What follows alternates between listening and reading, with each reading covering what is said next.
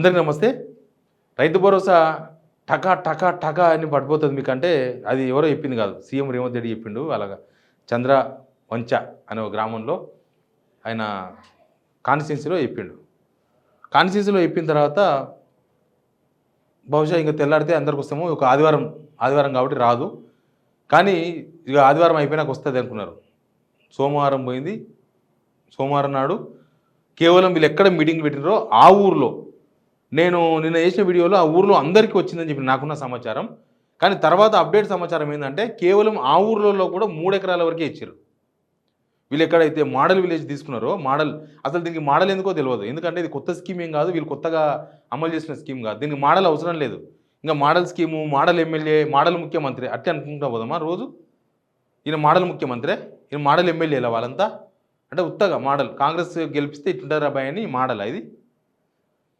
ఆ గ్రామంలో కూడా కేవలం 3 ఎకరాల వరకు మాత్రమే ఇచ్చారు, మిగతాది ఇవ్వలేదు. ఇక అట్లా అయిపోయింది. ఇంకా మండలంలో మిగతా వాళ్ళందరూ తెలుసా ఎప్పుడు వస్తుంది, మాకు ఎప్పుడు వస్తుంది. ఆయన టకా టకా అన్నాడు కదా, మాకు టకా టకా పడతలేదు, ఎప్పుడు వస్తుంది. ప్రతి ఒక్కరి చర్చ ఇదే. రైతులందరూ నాకే దగ్గర కనీసం ఒక 10 గంటల టైంలో ఒక 100 ఫోన్లు వచ్చింటాయి. రకరకాల రైతులు, నా ఫోన్ నెంబర్ చాలామంది దగ్గర ఉంది. ఏంది మాకు ఎప్పుడు వస్తుంది, నాకు 2 ఎకరాల ఉంది రాలేదు, నాకు ఎకరా ఉంది రాలేదు. మీ ఊర్లో ఎవరికైనా వచ్చిందంటే మా ఊళ్ళో ఎవరికి రాలేదని చెప్తున్నారు. మీ మండలంలో ఏ ఊరికి వచ్చిందో తెలుసా అంటే కొందరేమో తెలుసు అంటున్నారు, కొందరేమో తెలియదంట. అసలు ఏ ఊర్లో వచ్చిందో కూడా చాలా సీక్రెట్గా పెట్టారు. వీళ్ళు ఆ విలేజ్ని ఎట్లా సెలెక్ట్ చేసింది తెలుసా?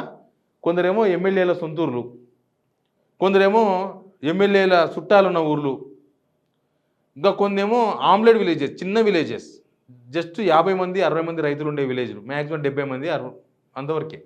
చాలా తక్కువ మంది రైతులు ఉండే ఊర్లను కాన్సన్ట్రేషన్ చేసినారు. అంటే తక్కువ మంది ఉంటారు ఆడ.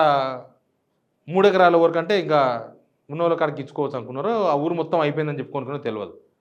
కానీ చాలా తక్కువ ల్యాండ్, తక్కువ మంది జనాభా, తక్కువ మంది రైతులు ఉండే ఊర్లను ఎక్కువ వరకు సెలెక్ట్ చేస్తున్నారు. ఆమ్లెట్ విలేజెస్ అంటాం మనం, అవి సెలెక్ట్ చేస్తున్నారు.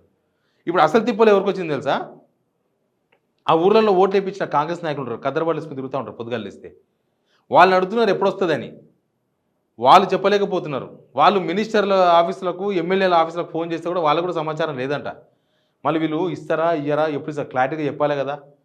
ఏదో మామ అనిపించినట్టు చేసి ఇచ్చినామంటే ఇచ్చినాం స్టార్ట్ చేసినాం ప్రోగ్రామ్ అనేది స్టార్ట్ చేసి వదిలేసిండ్రు. రోజు ఇప్పుడు అది పంట సాయం కోసం ఇచ్చేది కాబట్టి పంట వేసుకున్న టైంలో ఇస్తేనే వాళ్ళకి సాయం పడ్డట్టు. ఇప్పుడు మీ ఫెసిలిటీయో బీఆర్ఎస్ వాళ్ళు మీటింగ్లు పెట్టినరనో ఎవరో అడుగుతున్నారనో దానికోసం కదా ఇవ్వాల్సింది. రైతు పెట్టుబడి కోసం ఇస్తున్నాం, పంటలు వేస్తున్నారు, వాళ్ళకి ఇప్పుడు ఇవ్వాలి. శాచురేషన్ మోడ్ అన్నారు. అసలు దీనిలో శాచురేషన్ ఎక్కడుంది, మోడ్ ఎక్కడుంది?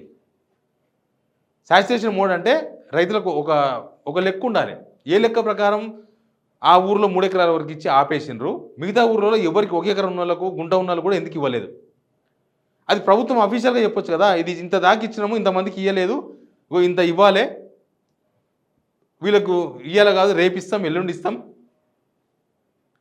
పోనీ డబ్బులు లేవా అంటే ఐసిఐసిఐ బ్యాంకు రైతుల పేరు మీదనే భూమి కుదబెట్టింది కదా. 400 ఎకరాల భూమి కుదబెట్టి 10,000 కోట్ల రూపాయలు తీసుకొచ్చారు. జస్ట్ ఎప్పుడు తీసుకొచ్చిండ్రు? మొన్ననే, సంక్రాంతి పండుగ ముందల వెనకాల పట్టుకొచ్చి ఆ 10,000 కోట్లు ఏం చేసినా అర్థమైతే లేదు. ఆ 10,000 కోట్లు ఎక్కడ పోయినావో తెలుస్తలేదు. మళ్ళీ నిన్న మంగళవారం నాడు ఆర్బీఐ నుంచి 2,800 కోట్ల అప్పు తీసుకొచ్చిండ్రు, 2,800 crores. ఆ పైసలు ఏం చేస్తారో తెలియదు. కానీ రైతుల కాడికి వచ్చే వరకు ఇప్పుడు లేదు, ఇంకా టైం పడుతుంది. నెక్స్ట్ మంత్ అంటే ఫిబ్రవరిలో 10వ తారీఖు తర్వాత వస్తుందంట ఒక ఆయన చెప్తున్నా, అగ్రికల్చర్ ఆఫీసర్. వాళ్ళకు కొద్దిగా సమాచారం ఉందండి. అగ్రికల్చర్ ఆఫీసర్లకు కూడా ఏం చెప్పలే. ఆ బ్యాంకులకు సంబంధం లేదు. బ్యాంకులలో ఏముంటుంది, డబ్బులు వస్తే వచ్చేస్తాయి, వీళ్ళు డబ్బులు ఇస్తే కొడతారు. ఇప్పుడు నేను ఒక ఆయనకు డబ్బులు కొట్టాలనుకుంటున్నా, నేను బ్యాంకులో ఇవ్వాలి కదా ముందు. నేను బ్యాంకులో వేస్తే ఈ పైసలు ఆయన కొట్టబాయి అంటే కొడతాడు. గవర్నమెంట్ వేయాలి కదా ముందు పైసలు. గవర్నమెంట్ పైసలు ఇస్తలేదు. అసలు క్లారిటీ మిస్ అయింది. ఎందుకు క్లారిటీ మిస్ అయిందో అర్థం కాలేదు. అంత గొప్పగా మేము రైతు భరోసా వేస్తున్నాం, మీరు 15,000 ఇచ్చే కాడ 12,000 ఇస్తున్నారు. కౌలు రైతులకు ఇచ్చే కాడ కౌలు రైతులు మాటనేమో మాట్లాడతలేరు అందరికి ఇస్తామని. కానీ ఇప్పుడు చెప్పే కాడ ఎందుకు క్లారిటీ మిస్ అవుతుంది? ఎందుకు కనీసం ఒక్క మంత్రి అన్న మాట్లాడుతుండా? ఒక మంత్రి అన్న బయటకు వచ్చి ఇగో పలానా తప్పుడు ఇస్తాం, పలానా అయ్యింది, పలానా నాడు వస్తుంది అని చెప్తుండ్రా? ఎమ్మెల్యేలైనా కనీసం మీ కాన్స్టిట్యున్సీ ప్రజలకు చెప్తున్నారా? అగో ఇంతమందికి వచ్చింది, ఇంతమందికి ఇస్తామని. అసలు రైతు భరోసా ఇస్తున్నట్ట ఇవ్వనట్ట, అసలు ఆ స్కీమ్ ఉంటుందా ఉండదా? ఏదో విషయం చెప్తే వాళ్ళ తండ్రి పడతారు రైతులు, వాళ్ళ తండ్రి వాళ్ళు అప్పు తీసుకొచ్చుకొని పెట్టుకుంటారా, 3 రూపాయల రేషన్ తీసుకొచ్చి పెట్టుకుంటారా, లేకపోతే ఇంకేదైనా అమ్ముకోనో, లేకపోతే ఏదైనా బంగారం మీద పెట్టుకోనో, ఏమైనా గింజలు తెచ్చి చేసుకుంటారా? వాళ్ళు తిప్పలేందో వాళ్ళు పడతారు కదా. ప్రభుత్వం ఎందుకు చెప్తలేదు అని చాలామంది రైతులు అడుగుతున్నారు. ఎందుకు? ఓట్లు వేయించిన వాళ్ళు పరిశాను, ఓట్లు వేసిన వాళ్ళు పరిశానే. వేయించిన వాళ్ళు కూడా ఇన్ఫర్మేషన్ లేకపోతే వాళ్ళు ఓట్లు వేసిన వాళ్ళకి ఏం చెప్పుకుంటారు? వాళ్ళ ప్రభుత్వంలో ఉండి మీ కాంగ్రెస్ నాయకులమని గల్ల ఎగరేసుకుని తిరిగే ఎవరికి సమాచారం లేదు. వాళ్ళంతా సస్తురు ఇప్పుడు ఊర్లలో. రైతులంతా ఆలెంబడి పడ్డారు, ఏమైనా మాకు రైతు బంధు రాకపోయాని. వాళ్ళకు కూడా సమాచారం లేదు. అసలు ప్రభుత్వం ఏం చెప్పదలుచుకుంటుంది? ఒకవేళ నెక్స్ట్ మంత్ వేయాలని కూడా నెక్స్ట్ మంత్ వేస్తామని చెప్పండి. రైతులకు చెప్పండి ఏదో ఒక విషయం. రైతుల కోసమే స్కీమ్ తీసుకొస్తే, రైతుల కోసమే స్కీమ్ పెట్టాలనుకుంటే చెప్పండి రైతులకు. కానీ ఏ విషయం చెప్పకుండా తేలుగుట్టిన దొంగల్లాగా ఎమ్మెల్యేలు, మంత్రులు, ముఖ్యమంత్రి అందరూ సప్పుడు కాకుండా అసలు ఏం సంబంధం లేనట్టు, అసలు ఇదంతా ఏంది అని కొత్తగా దృశ్యం సినిమాలు చూపించినట్లు, ఎవరి తిప్పలాలు, ఎవరి ప్రెస్ మీట్లు వాళ్ళు, ఎవరి పొంగనాలు వాళ్ళు కొడుకుంటూ పోతే రైతులకు క్లారిటీ ఇవ్వాల్సిన అవసరం ఉందా లేదా, బాధ్యత ఉందా లేదా ఈ ప్రభుత్వానికి? రైతు భరోసా విషయంలో మీరు అమలు చేయాలనుకుంటున్నా, మీరు ఇట్లా చేస్తేనే రుణమాఫీ కన్నా దారుణమైతే తయారవుతుంది. రుణమాఫీ అట్లే తయారైంది కదా. రుణమాఫీలా కనీసం 4 విడతలు అని చెప్పి ఏదో విడతల వారిగా చెప్పిర్రు. రుణమాఫీ కాని వాళ్ళు చాలామంది ఉన్నారు, అదో లెక్క. అసలు ఈ రైతు భరోసా విషయంలో ప్రభుత్వం ఆడుతున్న డ్రామా ఏంది, ఈ నాన్సుడు విధానం ఏంది? ఇవ్వాలనుకుంటే వాళ్ళకి సాయం పనికొస్తట్లు ఇవ్వండి, లేకపోతే ఎప్పుడో ఇస్తామంటే ఆ విషయమైనా చెప్పండి. మేము ఇప్పుడు ఇయ్యం, నెక్స్ట్ మంత్ ఇస్తాం, ఎన్ని విడతలు ఇస్తారో చెప్పండి. ఎప్పుడెప్పుడు ఎన్ని ఎకరాల భూమి వాళ్ళకి ఇస్తారో చెప్పండి. ఎప్పుడెప్పుడు ఏ ఊరికి వస్తుందో చెప్పండి. ఏ లెక్క లేదు, సాచురేషన్ లేదు, మోడు లేదు. ఇది ఒక పెద్ద రాజ్యాంగం అని చెప్తారు కానీ రాజ్యాంగం లేదు, ప్రజాస్వామ్యం లేదు, ప్రజాపాలన లేదు. ప్రజాపాలనలో ఇదొక అసలు ఏం చెప్పాలని కూడా తెలుస్తలేదు. ప్రజాపాలన అంటే ప్రజల కోసం చేయాలి కదా, రైతుల కోసం. రైతులు ప్రజలే కదా.